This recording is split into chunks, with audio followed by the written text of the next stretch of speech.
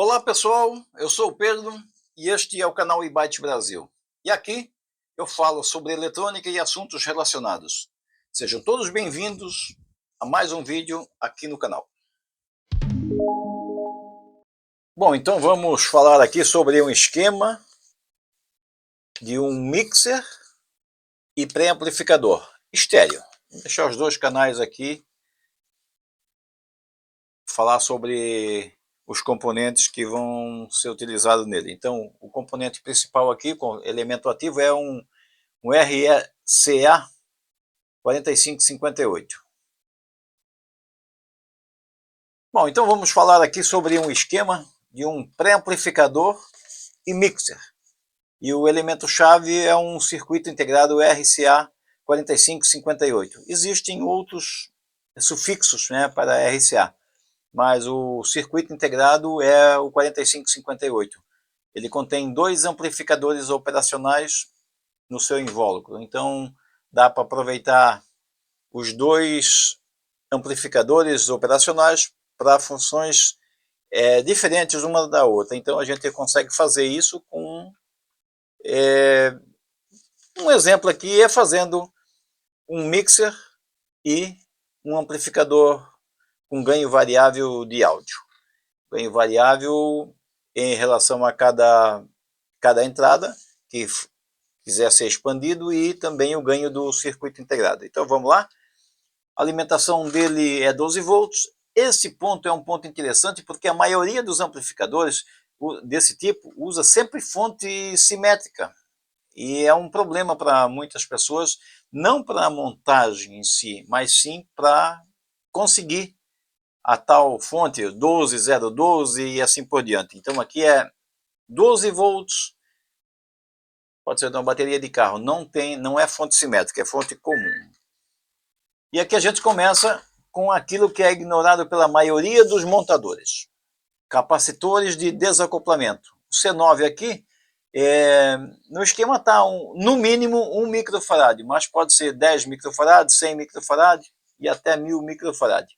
Agora C10 não, C10 é recomendável que seja 100 nanofarad. Ele é muito importante no sentido de evitar a captação de zumbidos nas trilhas de alimentação. Então, quanto mais próximo for esse C10 do circuito integrado, é melhor.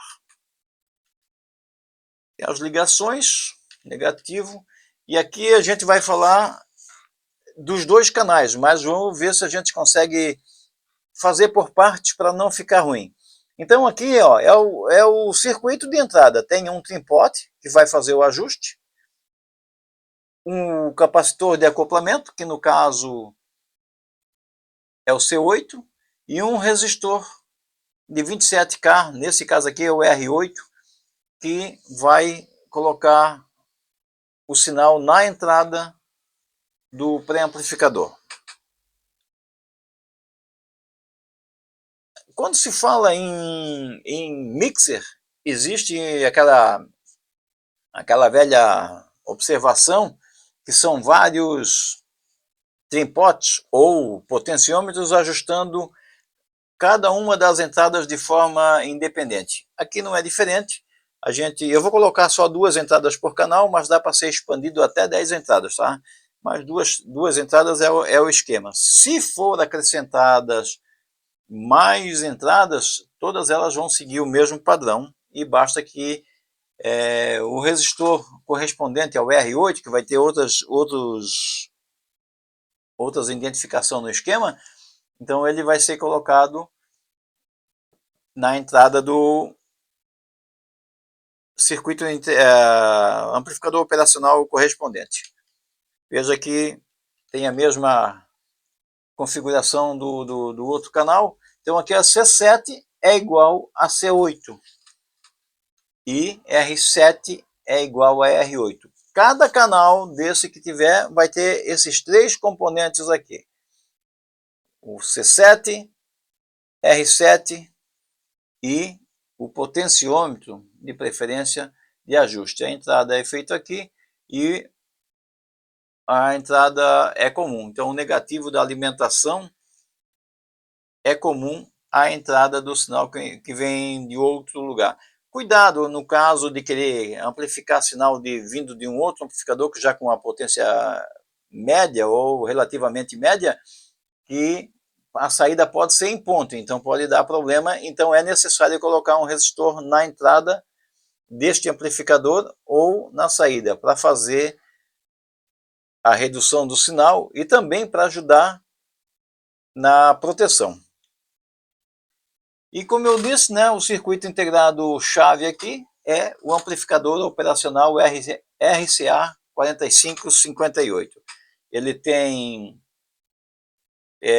as entradas iguais a outros amplificadores operacionais. O pino 4 e o pino 8 são alimentação negativa e positiva respectivamente. Cuidado nessas ligações o mais curtas que forem possíveis para evitar a captação de zumbidos. Não é comparado com um TL081 ou TL071, porque esses componentes têm a entrada com efeito de campo, uma impedância muito alta. Este aqui não tem a impedância tão alta, mas é muito bom para a amplificação também. Esse trimpote ou potenciômetro de 470K é ele que vai determinar o ganho deste amplificador. Então, é bom escolher de forma moderada, né?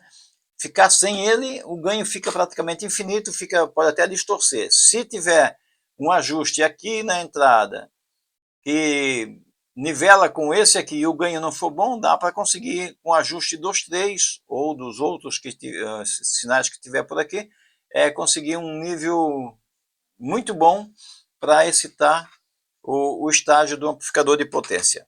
E falando em amplificador de potência, R6 em série com C6 levam o sinal para um TDA 2030, um TDA 2006 ou até mesmo um outro tipo de amplificador.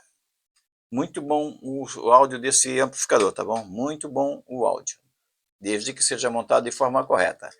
Então este aí é um dos canais, né? É só isso, não tem mais nada.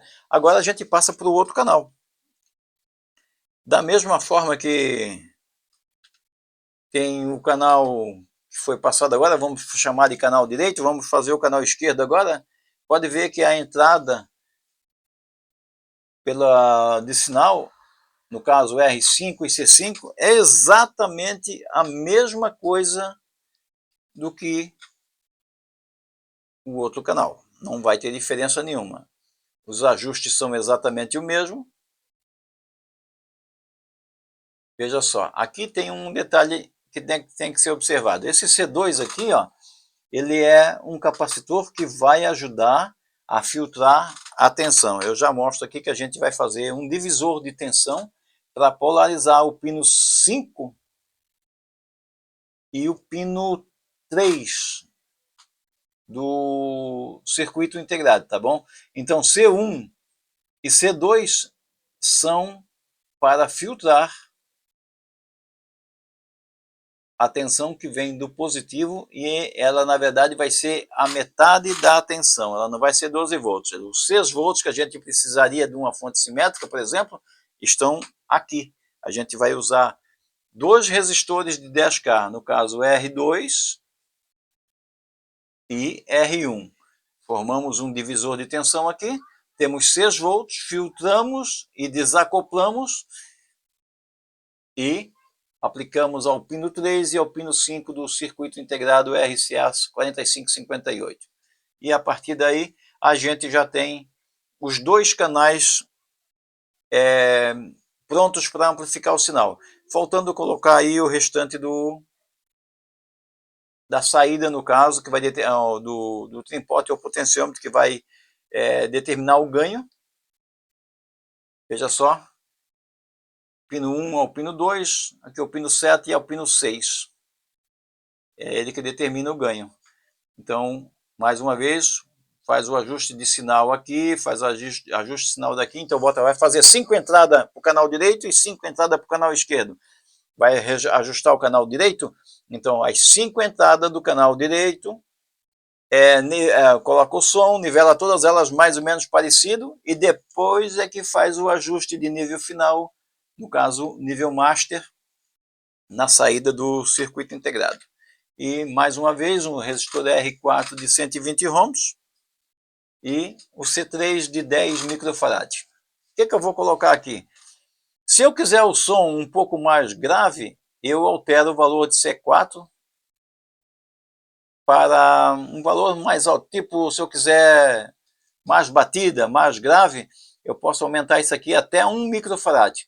Mas não é conveniente fazer todos os canais que eu tiver no mixer com o mesmo capacitor, porque o som vai ficar igual. Então, se eu tiver um canal de áudio, o canal de áudio deve ser um canal que passe médias frequências e baixas frequências, mas não tão baixas ao ponto de passar a batida. No caso aqui, todas as entradas estão calculadas, digamos assim, para entrada de áudio e até frequência de 10 kHz mais ou menos.